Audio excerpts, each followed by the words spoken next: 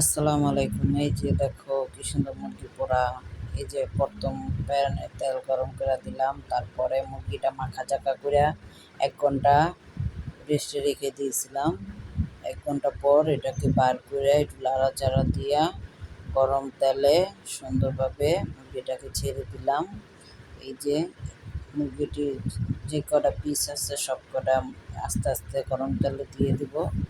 দিয়ে সুন্দর করে উল্টায় পাল্টায়া ঝাল কমায় দিয়া নিবি জাল দিয়া উল্টায় পাল্টায়া মুরগিটারে সুন্দর কইরা লাল লাল কইরা চুলাতে দিয়া তারপরে ভাজতে হইব।